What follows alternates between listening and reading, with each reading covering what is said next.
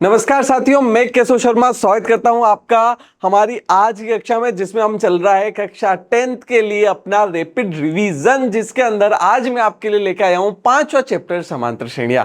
समांतर श्रेणियां बहुत ही प्यारा सा अच्छा सा चैप्टर है, जिसको हम सरल भाषा के अंदर समझेंगे, किस तरह इनके सूत्रों का उपयोग करना है, किस तरह के सवाल आ सकते हैं, सवालों को किस प्रकार से सोचना है, इन सब के बारे में बात करेंगे। तो फटाफट पेन कॉपी लेके बैठ जाओ। क्लास अच्छी लगे तो लाइक कर दो और अपने यार दोस्त भाई बंधु सखा मित्रगण सभी को शेयर कर दो। और अगर आपने मेरे पहले की भी क्लास देखी तो मुझे कमेंट सेक्शन में जरूर बताइएगा। तो चलिए शुरू करते हैं बिना किसी देरी के समांतर श्रेणियों को। और अगर इसमें मैं थोड़ी सी बात करूं तो ये आपके 6 नंबर का चैप्टर है, जिसमें से ज्यादा बड़ा सवाल नहीं आएगा। अगर आप ब्लूप्रिंट जाके देखोगे तो उसमें आपको पता चलेगा कि इसमें एक बहुविकल्पीय, रिक्त स्थान, अति लघुतरात्मक और लघुतरात्मक तक के सवाल आएंगे। ठीक है, तो चलिए शुरू करते हैं इस चैप्टर को और समझते हैं एपी, जो कि है अर्थमेटिक प्रोग्रेशन या समांतर श्रेणियां क्या होती है। देखो, जैसे कि हम देखते हैं 1 2 3 4 5 6 और इस प्रकार की ये सारी पैकेट संख्याएं, क्या इसमें एपी है? बताओ बताओ, इसमें एपी है क्या? तो हम कहेंगे बिल्कुल है। कैसे पता? हर बार एक जुड़ता जा रहा है। हर बार कितना जुड़ता जा रहा है? एक जुड़ता जा रहा है। भाई एक में एक जुड़ा तो दो, दो में एक जुड़ा तो तीन, तीन में एक जुड़ा तो चार, चार में एक जुड़ा तो 5 आ गया। ठीक है, इसी तरह अगर मैं बात करूं 3, फिर 6, फिर 9, फिर 12 और इस तरह चलता जा रहा है। तो क्या यहाँ पे ये भी एक एपी है? क्या ये भी यहाँ पे समांतर श्रेणी बना रही है? तो हम कहेंगे बिल्कुल गुरुजी, यहाँ प्लस का 3 जुड़ा, यहाँ भी प्लस का 3 जुड़ा, यहाँ भी प्लस का 3 जुड़ा। यानी कि जिसमें क्या हो जाए, जो हमें श्रेणी दी गई हो उसमें जब क्रमागत पदों के बीच में, भाई ये क्या कहलाते हैं? इसके पद। ये क्या कहलाते हैं? भाई सारे इसके पद कहलाते हैं। क्रमागत पदों के बीच में जब अंतर समान हो, जब क्या हो? अंतर समान हो, तो वो क्या हो जाती है? एपी हो जाती है। क्या हो जाती है? एपी, यानी समांतर श्रेणी हो जाती है। क्या यहां तक बात अच्छे से समझ में आई? क्या अच्छे समझ में आ गई? हाँ। तो एक समांतर श्रेणी को व्यापक रूप में जनरल फॉर्म में कैसे लिखा जाता है उसकी बात कर ले। देखो, इसको लिखा जाता है A1 A2 A3 A4 A5 and so on, चलता रहता है। ठीक है, इस तरह ये चलता रहता है। और जब ये अनंत तक जाता है तो इसे क्या कहते हैं? अपरिमित समांतर श्रेणी। और जब ये जाके an, कोई an क्या है? n-वा पद है, रुक जाए तो इसे कहते हैं परिमित एपी। क्या कहेंगे? परिमित जो रुक गया, और अपरिमित जो चलता रहा। सिंपल सी बात है ना? कोई ऐसे बहुत रॉकेट साइंस नहीं है भाई, बड़ा आसान सा चैप्टर है, बहुत आसानी से समझ में आ जाएगा। ठीक है, हाँ, पेन को भी लेके बैठे हो ना? ठीक है, ध्यान दो इधर। अब यहाँ पे क्या होता है मेरे भाई, कि ये जो A1 है ना, इसको हम कहते हैं प्रथम पद। इसको हम क्या कह देंगे भाई? प्रथम पद कह देंगे, सीधी सी बात है। चलो, A1 को हमने कह दिया ये प्रथम पद है। फिर यहाँ पे ये जो हमें दिख रहा है ना अंतर, सब में ये यहाँ पे क्या है? सब में अंतर बराबर है। सब में क्या है? अंतर बराबर है। तो इसे कहते हैं सार्व अंतर। क्या कहते हैं? सार्व अंतर कहते हैं, जिसे इंग्लिश में कॉमन डिफरेंस कहा जाता है। इंग्लिश में क्या कहेंगे?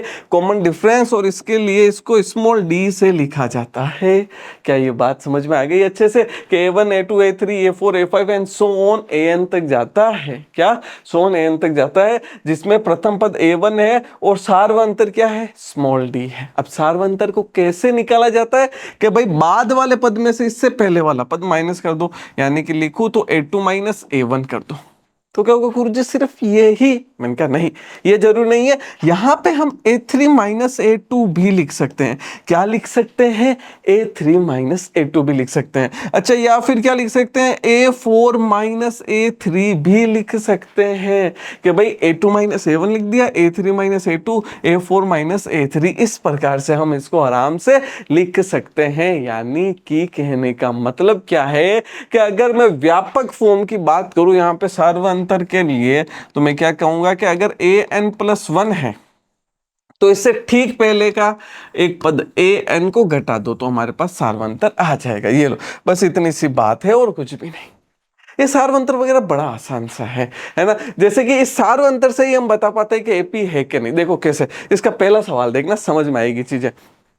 देखो सवाल क्या कह रहा है, सवाल आपसे ये कहता है कि निम्नलिखित में से कौन सी एपी है, भाई ये बताओ कौन सी क्या है, एपी है, ये बताना है कौन कौन एपी है। यदि कोई एपी है तो इसका सार्वंतर ज्ञात कीजिए और तीन और पद लिखिए। अगर एपी है तो सार्वंतर भी बताना है और आगे के तीन और पद भी लिखने हैं। तो मेरे भाई पेन कॉपी लेके बैठे हो ना, साथ में करना है सवाल और कमेंट सेक्शन में आंसर भी बताना है। हाँ भाई तुमने सोचा हुआ है ना कि बढ़िया से बढ़िया नंबर लेके आने, तो एकदम सही जगह आए हो। यहां पे हर एक चैप्टर को अच्छे से तुम्हारे साथ क्रिस्टल क्लियर किया जाएगा। चलो अब ध्यान दो पहले सवाल पे।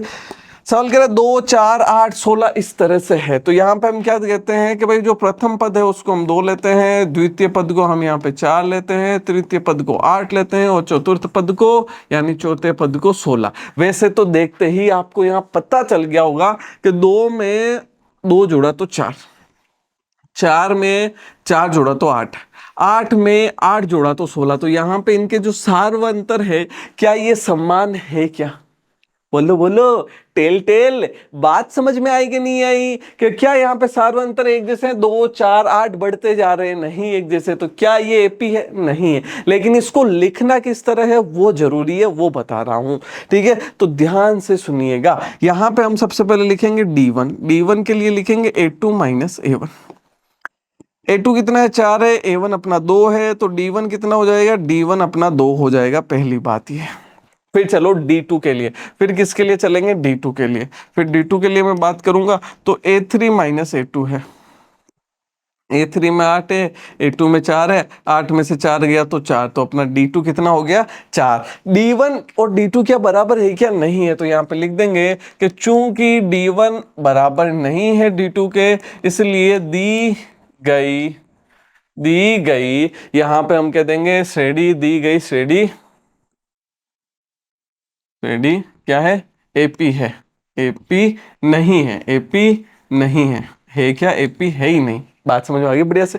चलो इसका दूसरा सवाल देखो। -1.2, -3.2, -5.2, -7.2 इस तरह का सवाल है। इसको हल करते हैं। हल करने के लिए सबसे पहले हम क्या करेंगे? प्रथम पद लिखेंगे माइनस का 1.2। क्या ये सही बात है? उसके बाद में हम लिखेंगे इसका द्वितीय पद माइनस का 3.2। उसके बाद में हम लिखेंगे इसका तृतीय पद माइनस का 5.2 और उसके बाद में हम लिखेंगे इसका चतुर्थ पद माइनस का 7.2। इस प्रकार से अब हम यहाँ पे क्या करेंगे? D1 निकालेंगे, जो कि कितना आएगा? A2 माइनस A1 आएगा। तो D1 के लिए हम क्या करेंगे? A2 यानी माइनस का 3.2 में से माइनस करेंगे माइनस का 1.2, इस प्रकार से। ठीक है, तो यहां से माइनस माइनस प्लस हो जाएगा, तो माइनस का 3.2 प्लस 1.2। चलो बताओ फटाफट क्या हो जाएगा? कि भाई 2 में से 2 गया तो 0, 3 में से 1 गया तो 2, बट यहाँ पे माइनस का बड़ा है तो माइनस। तो D1 कितना आ गया? माइनस का 2। क्या तुम्हारा भी यही आया क्या भाई साहब? बताओ बताओ। ठीक है, चलो D2 निकालो फटाफट। D2 देखो, D2 के लिए हम क्या लिखेंगे? A3 minus A2, A3 minus A2। A3 कितना है अपना? A3 है -5.2। चलो -A2 कितना है अपना? -3.2। A2 है अपना। यहां पे अब गड़बड़ हो जाती है। यहां पे क्या हो जाती है? गड़बड़। इसलिए बड़े ध्यान से देखना। हम क्या करते हैं, जो माइनस का 3.2 है ना, उसकी जगह भूल जाते हैं। मतलब कई बार हम भूल जाते हैं कि यहाँ पे माइनस आएगा, ये ही माइनस लगा देते हैं और फिर हमारा आंसर गलत हो जाता है। क्यों? क्योंकि यहाँ से माइनस माइनस प्लस होगा, तो माइनस का 5.2 और प्लस का 3.2। अब 2 में से 2 तो गया तो 0 हो गया, 5 में से 3 गया तो 2 आएगा, वो भी माइनस का। तो D2 आ गया माइनस का 2। D1 और D2 बराबर है और यहाँ से हमें D3 भी सेम दिख रहा है कि नहीं दिख रहा? बिल्कुल दिख रहा है। तो हम यहाँ पे क्या कह देंगे? अरे बोलो बोलो, टेल टेल, क्या कह देंगे? कि भाई चूंकि D1 बराबर है D2 के, इसलिए क्या है? एपी है, एपी है। और अगर एपी है तो आगे के 3 पद और ज्ञात करने हैं। तो देखो हमें कितने पद दिए हुए हैं? 4 पद दिए हुए हैं। कितने पद दिए हुए हैं? 4। तो 5वां पद कैसे ज्ञात करूंगा? कि भाई A4 में D जोड़ दूंगा, सीधी सी बात है। बस A4 कितना है? माइनस का 7.2 प्लस इसमें कितना जोड़ूंगा? माइनस का 2। तो यहां से आ गया माइनस का 7.2 और माइनस का 2 कितना हो गया? माइनस का 9.2 हो गया। क्या ये बात बढ़िया से समझ में आ गई? क्या इसमें कोई डाउट, दिक्कत, टेंशन, परेशानी नहीं होगी ना? अच्छा, अगर मैं यहाँ पे बात करूं A5 के बाद A6 की, A6 क्या हो जाएगा, A6 हो जाएगा A5 प्लस डी, A6 हो जाएगा A5 प्लस डी। A5 कितना आ गया अपना, माइनस का 9.2, माइनस का 9.2 और डी हो गया माइनस का 2, तो यहाँ से माइनस का 9.2 और माइनस का 2, बताओ कितना हो जाएगा, माइनस का 11.2। तो A6 आ गया। अब फटाफट कमेंट सेक्शन में A7 तुम्हें बताना है, जैसे कि हम A6 प्लस डी लिखेंगे, ये तुम बताओगे, ठीक है। A7 कितना होगा जिसको हम A6 प्लस डी लिखेंगे। क्या यहाँ तक बात समझ में आ गई, ठीक है। अगला सवाल देखो, अगला कह रहा है 3, 3 plus square root of 2, 3 plus 2 square root of 2, 3 plus 3 square root of 2। ये बढ़िया सवाल है। ये कैसा सवाल है, बढ़िया सवाल है। ये मैंने इसीलिए लिया है क्योंकि ऐसे सवाल देख के ही डर जाते हैं, तो डरना नहीं है, यहाँ डरना मना है। हल में हम लिखेंगे जो अपना A1 है वो 3 है, अपना जो A2 है वो 3 प्लस अंडर रूट 2 है। अच्छा, अपना जो A3 है वो 3 प्लस 2 अंडर रूट 2 है। अपना जो A4 है वो 3 प्लस 3 अंडर रूट 2, इस प्रकार से है। सही बात है। अब यहाँ पे फटाफट D1 को देखो।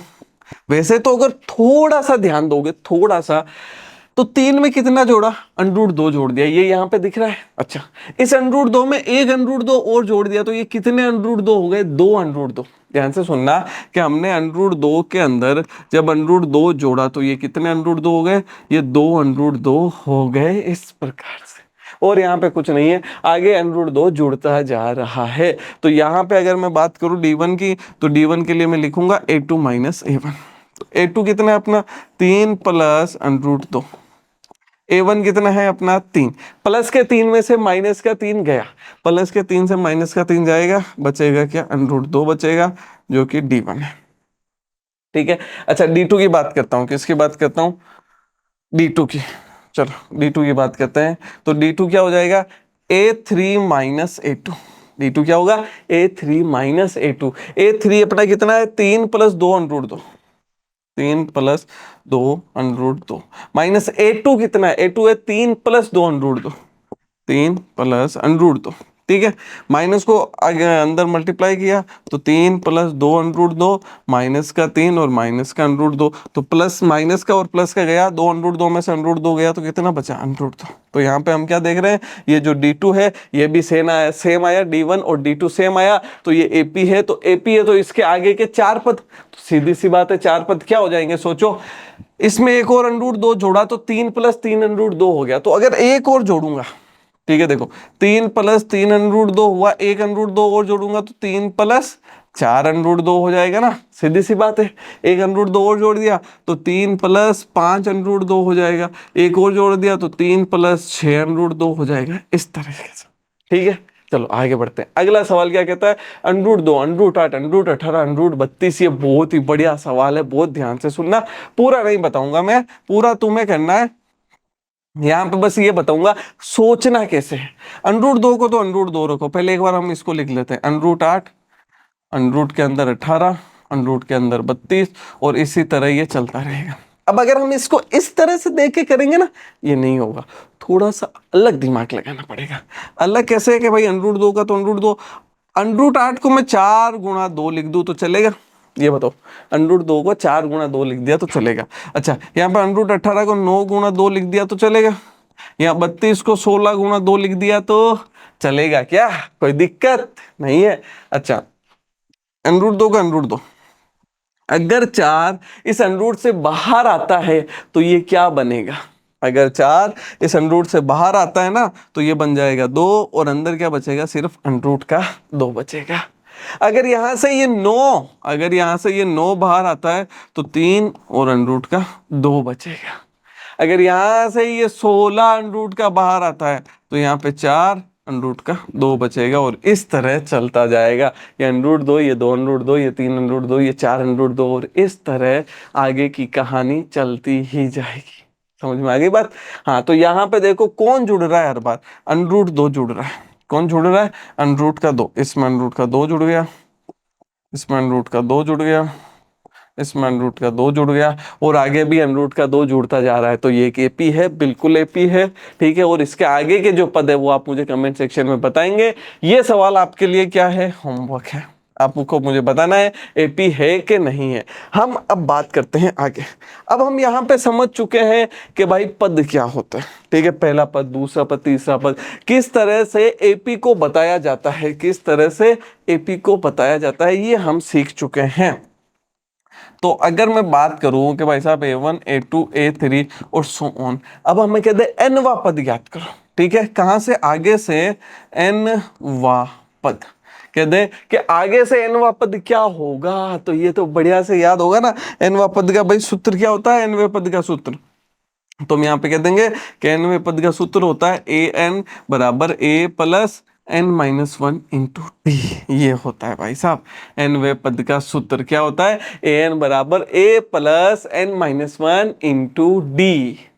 ठीक है, a क्या है, प्रथम पद है, d क्या है, सार्वंतर है, और n क्या है, जो हमें पद चाहिए, जो निकालना है। देखो सोचो कि हमें 10वां पद निकालना, ठीक है, A10, तो यहाँ पे क्या लिखेंगे, प्रथम पद, ठीक है, a plus 10 minus 1 into D, तो 10 माइनस 1 कितना हो जाएगा भाई साहब, 9d। बस इतनी सी बात है कि जब 10 निकालना है तो हम उसको 9d लिख देंगे, यानी कि एक कम, और ज्यादा कुछ भी नहीं है, सिर्फ एक कम ही लिखना है, इससे ज्यादा और कुछ है ही नहीं। जैसे कि ये सोचोगे हमें A12 निकालना है, तो A12 को कैसे लिखेंगे, a प्लस 12 में से एक कम कर दिया तो 11d, इस तरीके से लिखेंगे। बात समझ में आ गई थोड़ी सी, बढ़िया से, अच्छे से दिमाग में बैठ रही है बात, ठीक है ना। क्लास बढ़िया लग रही है तो इसको लाइक करो, शेयर करो, ठीक है, बढ़िया। और जो जो मैं क्वेश्चन कहता हूं ना उसके कमेंट करते जाओ, ताकि मुझे पता चले कि भाई तुम कितने बढ़िया से क्लास ले रहे हो कि नहीं ले रहे हो। और मुझे कमेंट करके ये पक्का बताओ कि तुम्हारी पढ़ाई कैसी चल रही है, क्या तुम्हारी पढ़ाई जोरदार चल रही है, ये जो रैपिड रिवीजन सीरीज है ये तुम्हें हेल्प कर रही है कि नहीं कर रही है तुम्हारी पढ़ाई को ग्रोथ करने में, ठीक है। अब यहाँ पे इस चीज को बढ़िया से समझते जाना है ना। चलो यहाँ पे अगर मैं यहाँ पे और बात करूं, जैसे कि मुझे पूछ लिया A99, क्या पूछ लिया, A99 बताओ मेरे को, तो कि भाई 99वां पद है उसको कैसे लिखेंगे, तो बहुत आसान है ना, प्रथम पद प्लस 99 में से 1 कर दो तो 98d, इस प्रकार से। कोई डाउट की टेंशन परेशानी नहीं है, वेरी नाइस, वेरी गुड। अब यहाँ पे ये जो था ना nवां पद, ये आगे से था, मेरी बात को बड़े ध्यान से सुनना, ये जो nवां पद था ना ये आगे से था, कि भाई आगे से nवां पद। ये भी पूछा जा सकता है कि पीछे से, तो अगर बात करें पीछे से, जैसे पूछ लिया m पद, क्या पूछ लिया, m पद, ठीक है, पीछे से m पद पूछ ले तो भाई साहब सीधा सा सूत्र है पीछे से m पद का, ठीक है, सूत्र क्या है, L क्या होता है, L होता है अंतिम पद, लास्ट टर्म, जो तुम्हें एपी दे रखी होगी उसका लास्ट टर्म, उसमें से माइनस कर दो m-1 इंटू डी, इस प्रकार से। क्या ये बात समझ में आ गई, L है इसका लास्ट टर्म, उसमें से माइनस कर दो m-1, ठीक है, गुणा में d। ये अपने पास क्या हो जाएगा, ये हो जाएगा पीछे से या अंतिम से, कई बार अंतिम से लिखा हुआ आ जाता है, कई बार पीछे से लिखा हुआ आ जाता है, कौन सा पद, mवां पद। सवाल आएगा तो और अच्छे से तुम्हें समझ में आ जाएगा, इसकी टेंशन मत लो। अब इसके अलावा कुछ इंपॉर्टेंट बातें हैं, पहले उनके ऊपर ध्यान देना पड़ेगा। लेट्स सपोज, सोचो कि भाई अगर A B और C किस में है, एपी में है, A B और C किसके अंदर है, एपी के अंदर है, तो हमेशा ध्यान रखना ये जो बीच वाला है ना, बीच वाले का दुगुना, क्या याद रखोगे, बीच वाले का दुगुना हमेशा इन दोनों के योग के बराबर होता है, ये याद रखना है कि भाई बीच वाले का दुगुना इन दोनों के योग के बराबर होता है, बीच वाले का दुगुना इन दोनों के योग के बराबर होता है। कि गुरुजी हम कैसे मान ले, मैंने कहा भाई मत मानो, मैं तुम्हें एग्जांपल देके बता देता हूं। कोई भी एक एपी ले लो अपने मन से, कोई भी एपी ले लो, जैसे कि तुमने ले ली 7 फिर 10 और 13, इस तरह, ठीक है, ले ली एपी, ठीक है, 7 और 13 को जोड़ो तो 7 प्लस 13 कितना हो गया, 20, और 10 का दुगुना कर दो, कितना जाएगा 20, भाई 2 से गुना कर दिया, क्या ये दोनों बराबर आए, भाई यहाँ पे 7 प्लस 13 तुमने कर दिया, अच्छा यहाँ पे 10 का दुगुना कर दिया, 20 आ गया। हाँ, तो इसलिए ये ध्यान रखना कि ABC जब भी एपी में बताएं तो हमें याद रखना है बीच वाले का दुगुना इधर उधर वाले के योग के बराबर होता है। समझ में आ गई बात।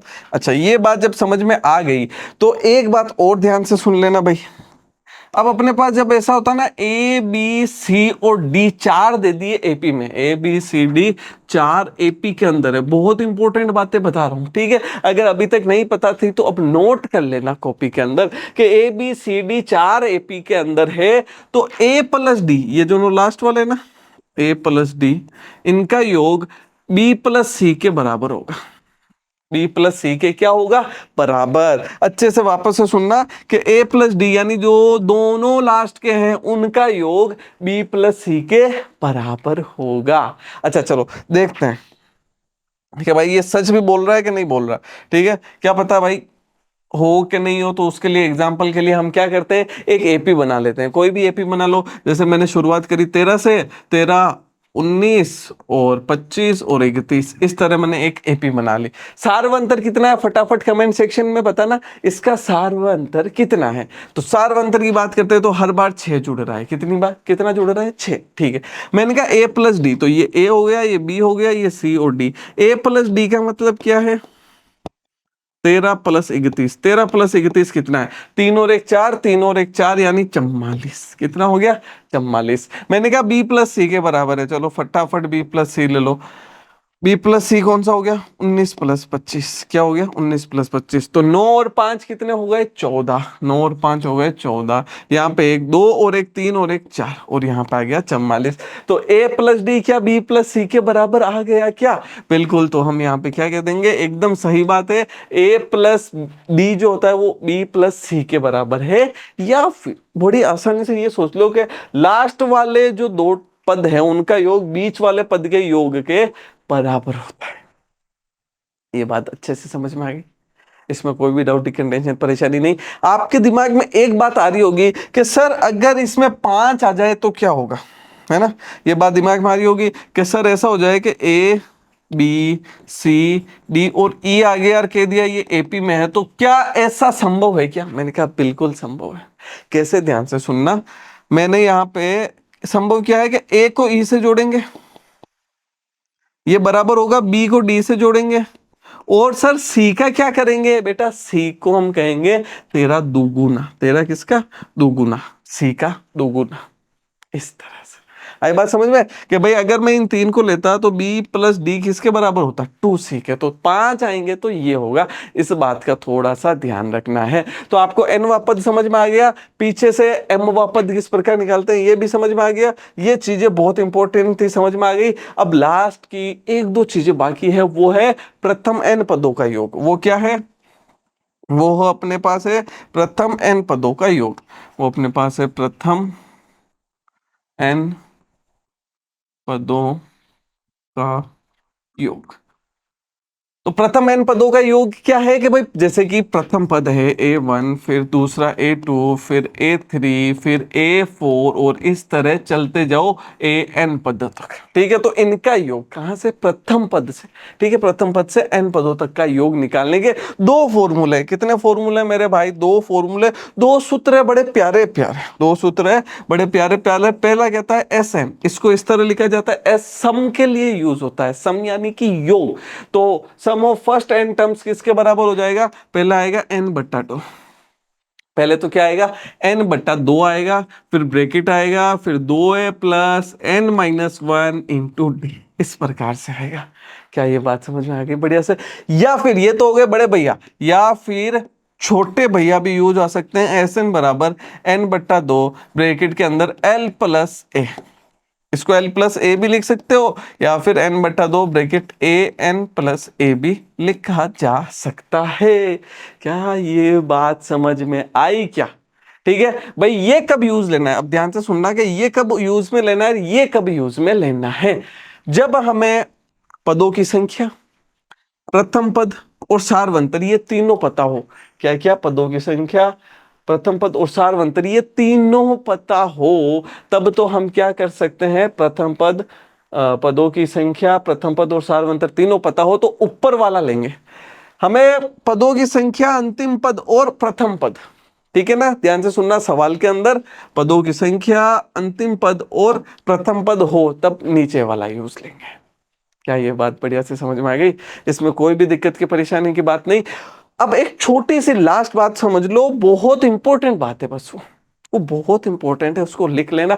हो सकता है इस बार उसका सवाल आ जाए, क्योंकि अब धीरे धीरे आरबीएससी सिर्फ तुम्हारे किताब के ऊपर ही फोकस नहीं कर रही है, वो किताब से बाहर जाके भी सवाल पूछ रही है। तो तुम आउट ऑफ द बॉक्स भी सोचने को तैयार रहो।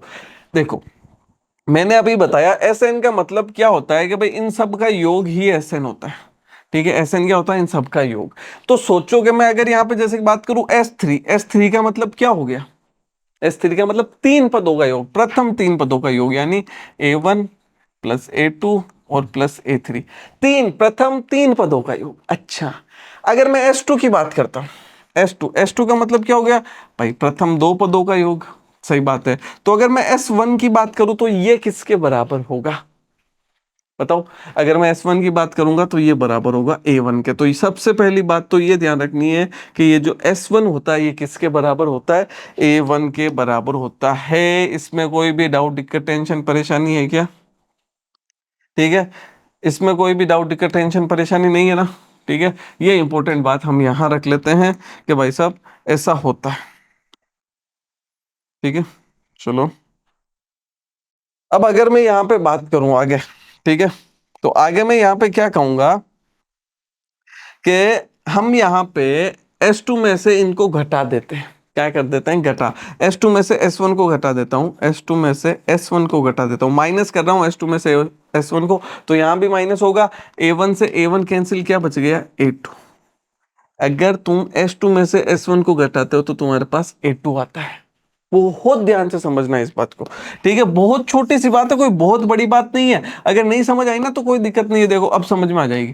ठीक है ना? अब मैं इसको बहुत ही आराम से समझाने वाला हूं, इसलिए थोड़ा सा ध्यान देना समझने के लिए। ठीक है, समझने के लिए थोड़ा सा ध्यान दे देना। अगर मैं S2 में से S1 को माइनस करता हूं तो मेरे पास A2 आएगा। अगर मैं S3 में से S2 माइनस करता हूं तो मेरे पास A3 आएगा। ये S3 क्या है? प्रथम तीन पदों का योग, उसमें से प्रथम दो पदों का योग माइनस किया तो A3 आया। अगर मैं S4 में से S3 माइनस करता हूं तो मेरे पास A4 आएगा। क्या तुमने सीरीज पकड़ी क्या? क्या अगर S2 में से S1 माइनस करता हूं तो A2 आ रहा है, S3 में से S2 माइनस कर रहा हूं तो A3 आ रहा है, S4 में से S3 माइनस करता हूं तो A4 आ रहा है। यानी कि अगर मैं S10 में से S9 माइनस करूंगा तो क्या आएगा? फटाफट कमेंट सेक्शन में बताओ अभी के अभी क्या आएगा? अगर S10 में से S9 को माइनस करता हूं तो आएगा भाई A10। बिल्कुल ठीक है ना? समझो, S10 में से S9 को माइनस करूंगा तो A10 आएगा। अच्छा बताओ, S17 में से S16 को माइनस किया, क्या आया? फटाफट बताओ। बिल्कुल A16 आया। क्या आया? A16। तो इस बात को ध्यान रखना कि अगर SN में से SN -1 माइनस करते हैं, ठीक है, एस एन में से एस एन -1 माइनस करते हैं तो ए एन आएगा हमेशा। क्या आएगा? ए एन आएगा। ये बात हमेशा याद रखना। तो अब हमने इतनी सारी बातें कर ली है, तो भाई फटाफट एक छोटा सा रिवीजन कर लो कि एनवा पद क्या होता है? ए एन बराबर ए प्लस एन -1 इंटू डी, जो होता है वो एनवा पद होता है। ठीक है, पीछे से एमवा पद पूछ ले तो क्या करोगे? L minus M -1 into D कर लेंगे। सही बात है कि नहीं है? फटाफट बताओ। ये बात याद है ना कि अगर पीछे से एमवा पद पूछे तो L minus M -1 into D कर लेंगे। चलो बढ़िया है। प्रथम एन पदों का योग पूछ लिया जाए तो n/2 bracket 2a plus n-1 गुणा d, एकदम सही बात है। और अगर एक और फॉर्मूला कौन सा है? n/2 bracket 2a, n/2 bracket a plus l, यानी प्रथम पद प्लस अंतिम पद। अच्छा बिल्कुल। अगर तीन पद ए बी सी एपी में हो तो हम क्या कह सकते हैं कि बीच वाले पद का दुगुना बाकी दोनों पद के योग के बराबर है, यानी कि 2b बराबर a प्लस सी। और अगर चार ए बी सी डी ये चारों एपी में है तो क्या कहेंगे? ए प्लस जो डी है वो बराबर है बी प्लस सी के। बिल्कुल। अच्छा, मुझे इसका आंसर बताओ कि S25 माइनस S24 कितना होगा? S25 माइनस S24 कितना हो जाएगा? तो हम क्या कहेंगे? ये हो जाएगा A24। बिल्कुल सही बात है। तो ये हमने बढ़िया से रिवीजन कर लिया। अब फटाफट बढ़ते हैं सवालों की तरफ। ढेर सारे सवाल है, सब इंपॉर्टेंट सवाल है, कैसे सोचना है उनकी बात करने के साथ शुरू करते हैं दूसरे सवाल से। 3 के प्रथम 5 गुणजों का योगफल है, हमें क्या निकालना है? योगफल निकालना है। वैसे देखो सवाल बहुत ही आसान है, चाहो तो डायरेक्ट कर सकते हो ऐसे कि 3 गुणज क्या हो गया, जो इसके गुणा में यानी इसके टेबल में आता है पहाड़े में, 3 6 9 12 और 15। एक तो ये तरीका है कि सबको जोड़ लो, ठीक है। अगर जोड़ना नहीं है तो सीधा सा देखो, प्रथम पद कौन है, 3 है, सार्वंतर हमें पता है इसमें 3 ही है। अच्छा, पदों की संख्या इसने दे दी प्रथम 5 पद, n बराबर 5। तो यहां पे हम एस एन बराबर n/2 ब्रैकेट के अंदर 2a plus n-1 into D लगा सकते हैं, ठीक है। n कितना है, पदों की संख्या है 5, तो 5/2। ए कितना है, प्रथम पद कितना है, प्रथम पद है 3, प्रथम पद है 3 प्लस n-1 यानी 5-1 इंटू डी कितना है, 3 है। तो यहां से अगर S5 की बात करता हूं, है ना, ये क्या है, ये अपना S5 है। S5 की मैं बात करता हूं तो ये 5/2 ब्रैकेट 2a यानी 3 दूनी 6, 5-1 4, तो प्लस का 4 गुणा 3, इस प्रकार से। तो 4 को 3 से गुणा करेंगे 12, और 12 और प्लस 6 18, तो यहां से हो जाएगा 18, तो 2 का 18 में 9 बार, 9 को 5 से गुणा करेंगे तो 45। तो आंसर कितना आ गया भाई साहब, 45। इसका ब सही जवाब है, ठीक है। एक तरीका ये, एक दूसरा तरीका भी सुन लो। दूसरा तरीका क्या हो जाएगा, दूसरा तरीका ये हो जाएगा कि भाई हमारे पास यहाँ पे पहला पद है 3, अंतिम पद पता है 15, तो अंतिम पद वाला भी सूत्र लगाया जा सकता है कि एस एन बराबर n/2 ब्रैकेट के अंदर 2a प्लस ब्रैकेट के अंदर a प्लस एल, इस तरीके से। तो n कितना है, n तो 5 है, तो 5/2 हो गया। a कितना है, 3 है, l कितना है 15, तो 3 प्लस 15, तो 15 प्लस 3 18 हो गया, तो 5/2 गुणा 18, 2 का 18 में 9 बार, 9 पजे 45। बात समझ में आ गई। आगे बढ़ते हैं, अगला सवाल क्या कहता है, बहुत आसान आसान सवाल है कि AP -3 कोमा -1/2 कोमा 2 का 11वां पद है। अब कौन सा पद निकालना है, सबसे पहले देखो 11वां पद। 11वें पद का मतलब क्या है, 11वां पद यानी 1/11। 1/11 को कैसे लिखेंगे, एन के सूत्र से। एन का सूत्र क्या होता है, एन बराबर a plus n-1 into D, n बराबर a plus n-1 into D. तो यहां से हम क्या करेंगे, a प्लस n-1 यानी 11-1 इंटू डी, 11-1 कितना हो जाएगा 10, तो 10 डी, ये लो 11 तो हो गया 10। अब यहाँ पे प्रथम पद और सार्वंतर दो ही चीजें चाहिए, तो यहां से प्रथम पद हमें पता है कि 3 है, चलो अपने पास प्रथम पद आ गया -3, सार्वंतर a2 - a1 होता है। a2 कितना है, -1/2, a2 कितना है, -1/2, -a1 कितना है, -3। a2 -1/2 है, a1 -3 है, तो यहां से -1/2, यहां से माइनस माइनस प्लस का 3, नीचे कुछ भी नहीं है तो 1 आएगा। अच्छा, एलसीएम ले लो, 2 हो जाएगा, 2 का 2 में भाग एक बार, 1 को -1 से गुणा किया तो -1, 1 का भाग 2 में 2 बार, 2 को 3 से गुणा किया तो 6, 6 में से 1 गया तो आएगा 5, तो आ गया 5/2। ये लो डी कितना आ गया, 5/2। तो a11 बराबर a अपने पास कितना है, -3 प्लस 10 गुना डी कितना हो जाएगा, 5/2 हो जाएगा। तो 2 का 10 में 5 बार, 2 का 10 में 5 बार, और 5 को 5 से गुणा करूंगा कितना हो जाएगा, 25। तो 25 में से 3 गया तो आ गया 22। किस किस का आंसर आ गया 22, फटाफट कमेंट सेक्शन में बताओ कि सर जी हमने आपसे पहले सोल्व कर लिया, मुझसे पहले जिसने सोल्व कर लिया कमेंट सेक्शन में अपना आंसर जरूर बताएं, ठीक है। ब इसका सही जवाब है 22। अगला सवाल करते हैं, चौथा सवाल क्या कहता है, यदि समांतर श्रेणी का प्रथम पद 2 और सार्वंतर 3 हो तो n वां पद होगा। अब सवाल बहुत आसान है, सवाल तो बहुत ही आसान है। इसने कह दिया प्रथम पद 2 है और सार्वंतर 3, यानी ए भी दे दिया डी भी दे दिया, ये लो काम ही खत्म कर दिया कि भाई n वां पद ज्ञात करना है तो a plus n-1 into D.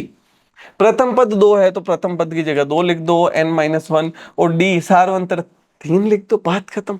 तो यहां पे अगर मैं देखूं तो 2 प्लस 3 को गुणा करो, 3 को किससे गुणा कराएंगे, 3 को गुणा कराएंगे n से, तो 3n होगा, 3 को -1 से तो -3, 2 - 3 तो 3n -1, तो an किसके बराबर 3n-1, यानी स इसका सही जवाब है। क्या ये बात समझ में आ गई, बढ़िया से, है ना। आगे बढ़ते हैं, अगला सवाल बहुत आसान सवाल था भाई, पीछे वाला है ना। पांचवा सवाल क्या कहता है, यदि 18a b-3 समांतर श्रेणी में है तो a प्लस बी का मान होगा। बहुत आसान सवाल है, अब भी मैंने बताया था, अब भी 18a b और -3, मैंने कहा था चार पद ABCD अगर एपी में हो, उसने कह दिया भाई समांतर श्रेणी में है, एपी में है, तो इन दोनों का योग यानी 18 प्लस -3 किसके बराबर होगा, a प्लस बी के। तो 18 में से 3 गया तो क्या बच गया, 15 बराबर है a प्लस बी। ये लो बात खत्म, यानी a प्लस बी 15 के बराबर है। बहुत आसान सवाल, अगर ये समझ में आ जाए तो बहुत ही आसान हो, और अगर ये नहीं पता हो तो भाई थोड़ा सा टाइम लगेगा। तुम इसको प्रथम पद मानोगे, इसको क्या मानोगे, प्रथम पद, और इसको मानोगे चौथा पद, फिर तुम ए डी निकाल के सोल्व करोगे। हम जो मेरी तरीके से पढ़ेगा, जो पीछे मैंने बताया, तो उससे हाथों हाथ आंसर आएगा। अगला सवाल क्या कहता है, समांतर श्रेणी में सार्वअंतर है, ठीक है ना। सार्वअंतर क्या है हमें ये बताना है, ये ध्यान रख दिया, ठीक है। ये -1 नहीं है, हमें ये बताना है कि समांतर श्रेणी में क्या सार्वअंतर है। मैं सार्वअंतर क्या है, 1/3, 5/3, 9/3, 13/3 है, ठीक है। MP यानी मध्य प्रदेश नहीं है, मॉडल पेपर 2026 का सवाल है कि 1/3, 5/3, 9/3 इस प्रकार है, और इसका सार्वअंतर क्या होगा। तो मैं लिखूंगा d बराबर 5/3 में से 1/3 माइनस, तो यहाँ पे d बराबर आ गया 5 माइनस 1/3, तो 5 माइनस 1 कितना हो गया, 4, तो आंसर आ गया 4/3। क्या प्लस का 4/3 आंसर है, बिल्कुल सही जवाब है 4/3। किस किस का आंसर आ गया, एकदम सही, ठीक है। आगे बढ़े, चलो। सातवां सवाल कहता है, यदि 18a 10 समांतर श्रेणी में है तो a बराबर क्या होगा। 2025 में आया हुआ सवाल है ये लो, है ना। और मैंने अभी तुम्हें बताया कि किस तरह से इसको सोचना है। तुम्हें क्या करना है कि भाई साहब, जब भी तुम्हें क्या करना है कि जब यहाँ पे होना ABC के दिया जाए एपी में है, तो हम क्या कहेंगे कि बीच वाले का डबल जो होता है वो इन दोनों के योग के बराबर होता है। तो बीच वाला कौन है, 2a, ये दोनों का योग यानी 18 प्लस 10 के बराबर। 18 और 10 कितना हो जाएगा, 28 बराबर 2 है। तो 2 का 28 में 14 बार, ए बराबर हो गया 14, बात खत्म। ये लो, ए बराबर 14। बात समझ में आएगी नहीं आई, किस तरह से 14 आंसर आ गया इसका। आगे बढ़ते हैं, अगला जो सवाल है आठवां, क्या कहता है, निम्नलिखित समांतर श्रेणी में रिक्त स्थान के पदों को लिखिए। हमें रिक्त स्थान के पदों को लिखना है, 2022 के अंदर आया हुआ सवाल है, बहुत आसान सवाल है, आराम से हो सकता है भाई, बहुत आराम से, ठीक है। इसके हल में हम क्या करेंगे, इसके हल में हम सीधी सी बात ये कहेंगे कि भाई तुम्हारे पास है 5 डैश डैश 9 1/2। इसने कह दिया कि भाई एपी है, चलो एपी है तो इसका A1 कितना हो गया, 5 हो गया। A2 A3 नहीं है, A4 है अपने पास, A4 वो कितना हो गया, 9 सही 1/2। अब हम देखो क्या करेंगे, किस तरह से सोचना है। इसका हम A1 का कुछ नहीं कर सकते। अब A1 में अगर अपने पास D हो तो A1 में जैसे ही D जोड़ूंगा दूसरा पद आ जाएगा, दूसरे पद में D जोड़ूंगा तीसरा पद आ जाएगा। तो हमें क्या निकालना है, हमें निकालना है D यानी सार्वअंतर। और सार्वअंतर निकालने के लिए क्या सवाल ने हमें कुछ दिया है, बिल्कुल हमें दिया है A4। सवाल ने क्या दिया है, A4 की मदद से, A4 की मदद से कैसे, A4 को हम लिख सकते हैं A प्लस 3D, लिख सकते हैं कि नहीं लिख सकते भाई, 4 माइनस 1 3D, ये किसके बराबर है, 9 सही 1/2। अच्छा 9 सही 1/2 को सोल्व करते हैं तो A प्लस 3D बराबर 9 को 2 से गुणा करो 18 और 1 जोड़ दो तो 19, तो ये हो गया 19/2। अब ये जो A1 है इसका मान यहाँ पे रख दूंगा, कह दूंगा A का मान रखने पर, A का मान रखने पर, तो जैसे ही मैं यहाँ पे A का मान रखता हूं, यहाँ पे आ जाएगा 5 प्लस 3D बराबर 19/2। प्लस का 5 उधर गया तो माइनस का, तो 3D बराबर 19/2 माइनस का 5, ये हो गया 5/1। तो यहाँ से 3D किसके बराबर हो गया,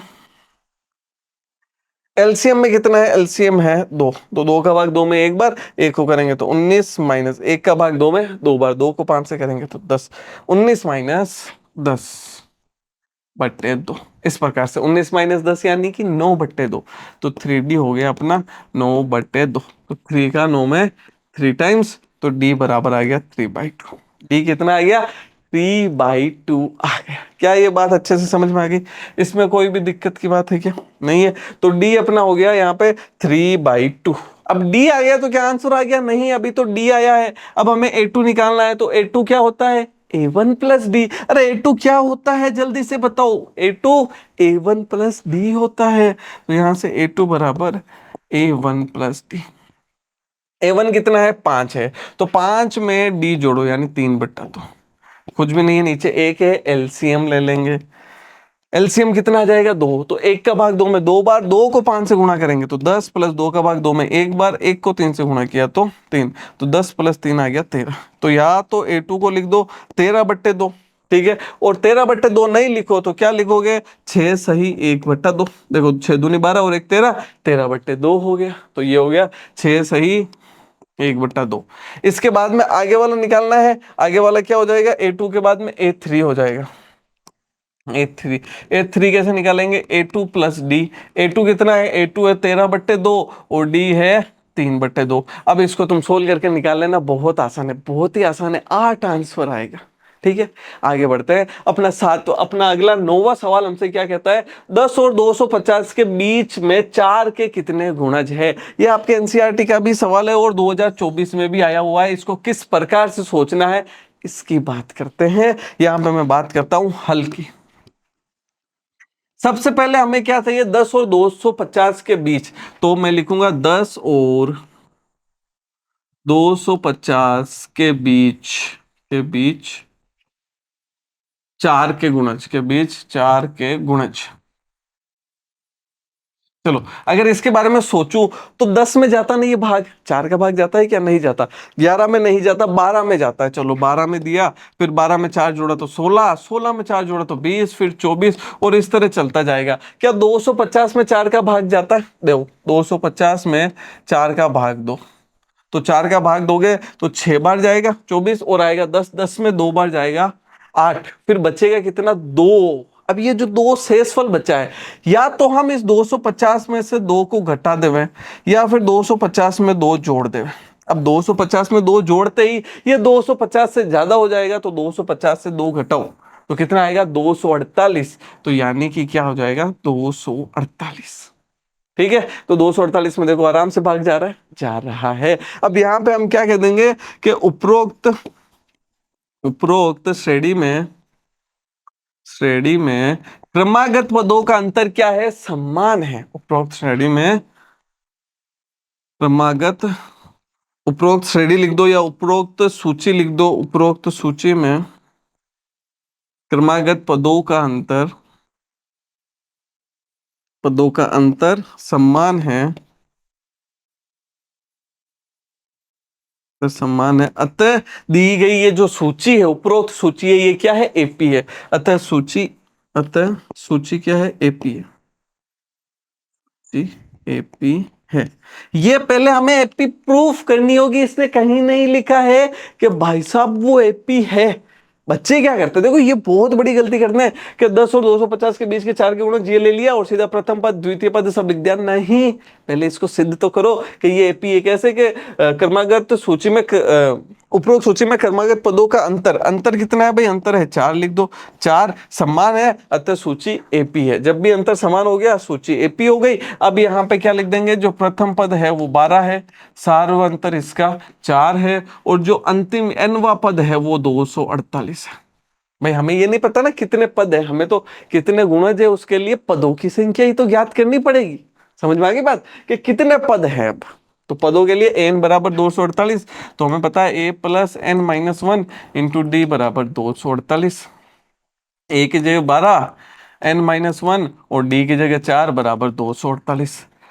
प्लस का 12 उधर जाएंगे तो माइनस का, तो n माइनस 1 इंटू 4 बराबर 248 माइनस का 12। n माइनस 1 इंटू 4 बराबर 8 में से 2 गया तो 6, 4 में से 1 गया 3 और यहाँ पे 236। ठीक है, अब 4 का भाग दे दो यहाँ पे, तो n माइनस 1 बराबर 236/4। 4 का भाग दिया तो 4 पंजे 20 आ गया, 3 बचा 36 और 36 पे कितनी बार? 9 बार। 9 चौके 36, तो यहाँ पे आ गया 59। तो यहाँ पे अगर मैं बात करूँ n-1 किसके बराबर है, 59 के, माइनस का 1 उधर जाता है प्लस का, तो n बराबर आ गया 60। n किसके बराबर आ गया भाई, 60 के बराबर। यानी कि 210 और 250 के बीच 4 के कितने गुणज है, 60 गुणज। तो आंसर ऐसे पूरा होगा 10 और 250 के बीच 4 के 60 गुणज है, 60 गुणज है। सिर्फ ऐसा नहीं n बराबर 60 निकाल के आंसर खत्म नहीं, अपने को n नहीं निकालना था, हमें ये बताना था कि कितने गुणज है, फिर हमने बता दिया भाई 60 गुणज है, सीधी सी बात है। ठीक है, क्रिस्टल क्लियर, कोई दिक्कत की बात नहीं। आगे बढ़े, अगला जो सवाल है हमसे क्या कहता है, 10वां सवाल। 10वां सवाल कहता है एक एपी में 50 पद है जिसका तीसरा पद 12 है। अब इसने साफ साफ कह दिया एक एपी में पद कितने हैं, 50 पद है, यानी कुल पदों की संख्या 50 है, जिसका तीसरा पद 12 है। ए3 कितना है, 12, अंतिम पद 106, और अंतिम पद 106 है, कुल पद 50 है, तो कहीं 50वां पद ही 106 तो नहीं है, तो इसका 29वां पद ज्ञात कीजिए। हमें क्या ज्ञात करना है, इसका 29वां पद ज्ञात करना है। देखो बहुत आसान सवाल है, साफ साफ इसने कह दिया तीसरा पद 12 है, कुल 50 पद है, 50वां जो पद है यानी अंतिम पद जो है वो 106 है। क्या ये बात समझ में आई, कुल पद 50 है, अंतिमवां पद यानी 50वां पद 106 है, 29वां पद निकालना है। देखो 29वां पद कैसे निकाल सकते हैं, 29वें पद के लिए a+28d चाहिए, a+28d। तो ना तो हमारे पास प्रथम पद है ना ही सार्वंतर, तो ये जो a3 और a50 दे रखा है, यहां से हम क्या निकालेंगे, यहां से हम a और d का मान निकालेंगे। कैसे निकालेंगे, ध्यान से सुनिएगा। a3 को मैं a+2d लिख दूं तो ये बराबर हो जाएगा 12 के, ये समीकरण 1। ठीक है, या फिर यहां से मैं a का मान ज्ञात कर लूं, a का मान कितना हो जाएगा 12, प्लस का 2d उधर जाएगा तो माइनस का 2d, ये समीकरण नंबर 1। ठीक है, प्लस का 2d उधर गया तो माइनस का, a50 को मैं लिखूं a+49d जो कि बराबर है 106 के, किसके बराबर है 106। ये मैं समीकरण नंबर 2 ले लेता हूं, और इस समीकरण 2 में मैं क्या करता हूं, a का मान रख देता हूं। तो यहां पे मैं लिखता हूं समीकरण 2 में a का मान रखने पर, समीकरण 2 में a का मान, a का मान रखने पर, तो जैसे ही समीकरण 2 में मैं a का मान रखूंगा, मेरे पास यहाँ पे क्या आ जाएगा, इस a की जगह, ध्यान से सुनना मेरे भाई, इस a की जगह ये पूरा लिखूंगा मैं 12-2d, तो इसकी जगह तो आ गया 12-2d, फिर प्लस में 49d किसके बराबर है 106 के, इस प्रकार से। प्लस का 12 उधर जाएगा तो माइनस का, तो 106 माइनस का 12, 49 में से 2 गया तो 47d, तो यहां से 6 में से 2 गया तो 4, और यहाँ पे आ गया 94, और ये है 47d, 47 का 94 में 2 बार, तो d बराबर हो गया है 2। अपने पास सार्वंतर 2 आ गया। ये सार्वंतर का मान जैसे ही समीकरण 1 में रखूंगा, मेरे पास a का मान आ जाएगा, तो d का मान समीकरण 1 में रखने पर, 1 में रखने पर, तो जैसे ही समीकरण 1 में रखूंगा तो a बराबर 12-2 इंटू डी की जगह कितना आ जाएगा, 2 आ जाएगा। तो यहाँ से 2 - 2 को 2 से गुणा किया तो 4, यानी कि 8। ये लो a 8 आ गया।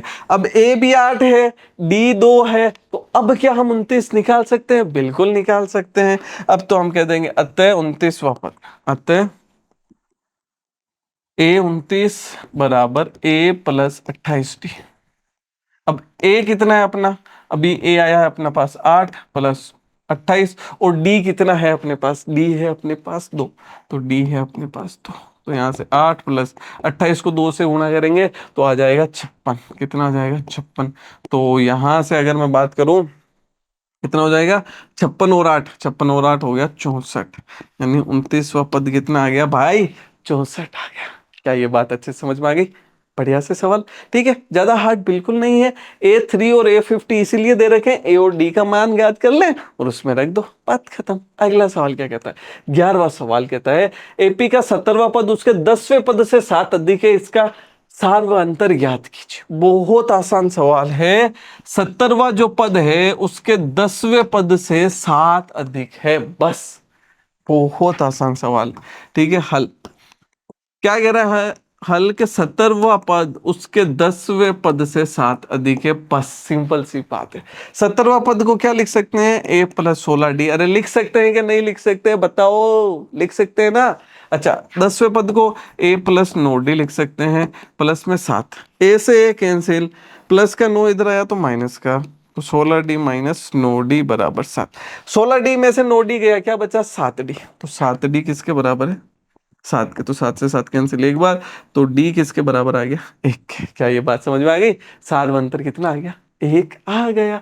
तो चलिए अगले सवाल पे बढ़ते हैं। 12 सवाल है कि 3 अंकों वाली कितनी संख्याएं 5 से विभाज्य है। बहुत आसान सवाल है, बहुत प्यारा सा सवाल है, ध्यान से देखिएगा, हल करते हैं। सवाल ये आप करोगे, मैं बस हिंट दूंगा। 3 अंकों वाली संख्याएं, 3 अंकों वाली संख्याओं की बात करते हैं तो ये क्या होती है, 100, 101, 102, 103 और इस तरह जाके 999 तक होती है। पर हमें किससे चाहिए, 5 से विभाज्य, 5 से विभाज्य। अब 5 से विभाज्य सबसे पहले कौन सा है, 100, और हर बार कितने जोड़ते जाओ, 5।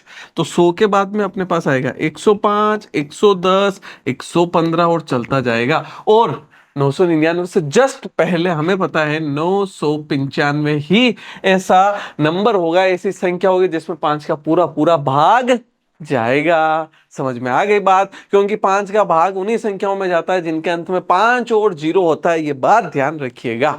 तो अब यहां पे मुझे क्या चाहिए भाई, नंबर ऑफ टर्म्स, n मुझे याद करना है, ये मेरा प्रथम पद है, d मुझे पता है 5 है, an यानी nवां पद 995 है। अब ये आपका काम है कि आप मुझे n निकाल के कमेंट सेक्शन में बताओगे कि इतनी संख्याएं हैं 3 अंकों वाली जो 5 से विभाज्य है। अगला सवाल क्या कहता है, समांतर श्रेणी का सार्वअंतर है, ये आपका होमवर्क है। मध्य प्रदेश क्या मॉडल पेपर 2026 के अंदर दे रखा है कि इसका सार्वअंतर क्या है, बहुत आसान है, बस 112 में से नहीं, 1/12 में से 1/15 को माइनस करना है, और कुछ भी नहीं। 1/12 में से 1/15 माइनस करना है, 12 और 15 का एलसीएम लेना, बता दो कितना आएगा, 60 आएगा। ठीक है, फटाफट आंसर बता देना। अगला सवाल अपना क्या कहता है, एपी 21, 18, 15 का कौन सा पद शून्य है। तो देखो हल, हमें एपी दे रखा है, एपी अपने पास है 21, 18, 15 और इस तरह चलता जा रहा है। इसका कौन सा पद शून्य है हमें नहीं पता, तो हम कह देंगे माना एनवा पद शून्य है, एनवा पद क्या है, शून्य है। तो इसका एनवा पद जब शून्य है तो हम लिख देंगे an बराबर 0। प्रथम पद जो है वो 21 है, और सार्वअंतर कितना जाएगा, 18 में से 21 घटाओ तो माइनस का 3। बस अब वैल्यू रखनी है। ए एन को हम क्या लिखेंगे, a plus n minus 1 into d बराबर 0। हाँ, ए की जगह 21 आएगा, प्लस एन अपने पास नहीं है, एन माइनस 1 इंटू डी अपने पास है माइनस का 3, किसके बराबर 0 के। अब यहां पे इसको सोल्व करो और इनका मान ज्ञात करो। तो आई होप आपको बड़े आराम से समझ में आया होगा ये चैप्टर क्या इसके अंदर इंपॉर्टेंट है, किस तरह के सवाल पूछे गए हैं, और ज्यादा बड़े सवाल आएंगे नहीं। ठीक है, अति लघुतरात्मक और लघुतरात्मक तक के सवाल आएंगे, तो इसलिए उस हिसाब से बढ़िया से इसकी प्रैक्टिस करें, अच्छे से अपनी तैयारी करेंगे। हम मिलेंगे आपसे अगली कक्षा में। क्लास अच्छी लगी हो तो लाइक करें, ज्यादा से ज्यादा अपने दोस्तों को शेयर करें। धन्यवाद।